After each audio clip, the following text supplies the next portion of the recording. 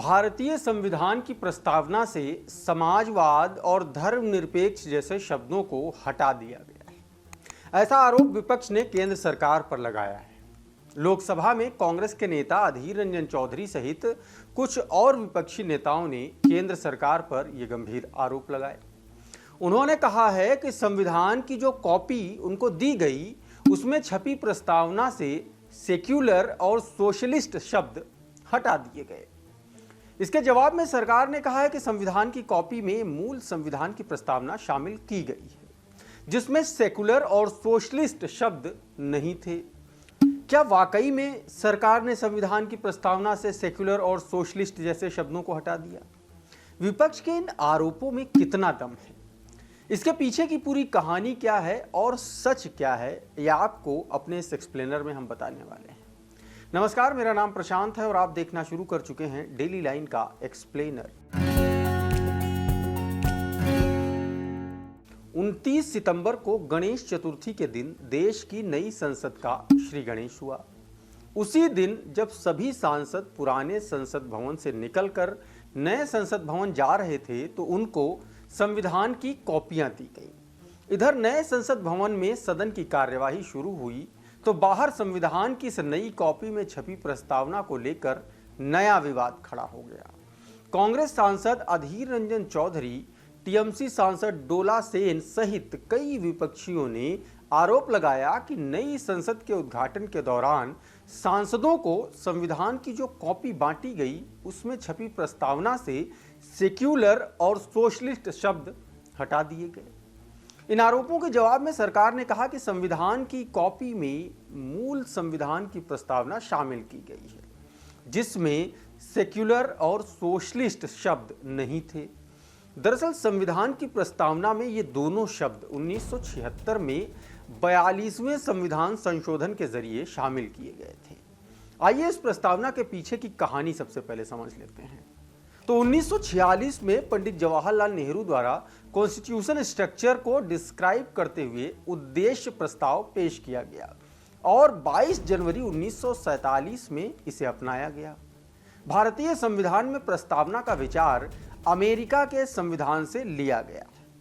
वहीं जो प्रस्तावना की भाषा है उसे ऑस्ट्रेलिया के संविधान से लिया गया है।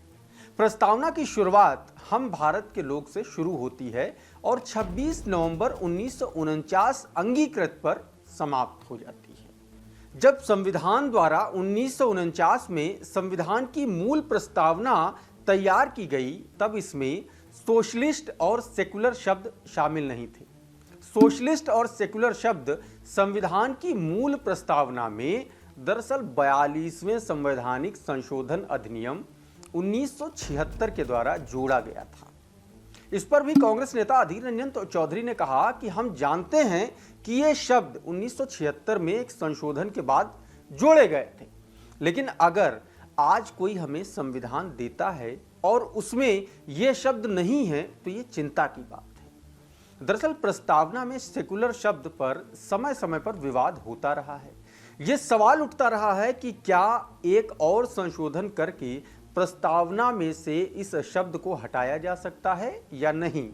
इस पर कानून के जानकार बताते हैं कि सेकुलर शब्द को अब हटाया नहीं जा सकता।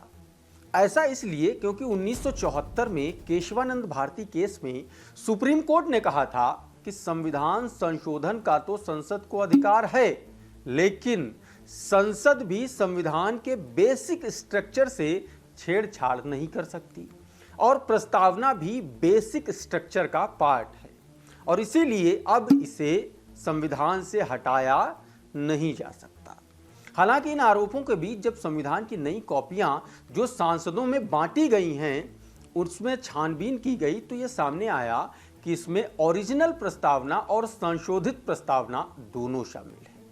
पहले पन्ने पर ओरिजिनल प्रस्तावना है जबकि दूसरे पन्ने पर संशोधित प्रस्तावना भी है।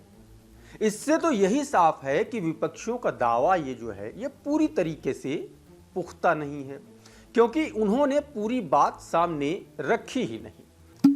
हालांकि इस कॉपी में पुरानी प्रस्तावना क्यों नहीं रखी गई ये भी स्पष्ट नहीं किया है। उम्मीद करते हैं कि प्रस्तावना से जुड़ा जो ये विवाद है समाजवाद और सोशलिस्ट वाला, वो सेकुलर और सोशलिस्ट वाला वो विवाद आपको समझ में आ गया होगा और आपके सामने इसका दूध का दूध पानी का पानी हो गया होगा। अगर आपको हमारा ये वीडियो अच्छा लगा हो तो इसको लाइक और शेयर कर दीजिए, और अगर आप हमारे चैनल पर नए हैं तो हमें सब्सक्राइब ज़रूर कर लीजिए, और अगर ये वीडियो आप हमारे फेसबुक पेज पर देख रहे हैं तो हमें फॉलो भी कर लीजिए। हमारे प्लेटफॉर्म का नाम है डेली लाइन।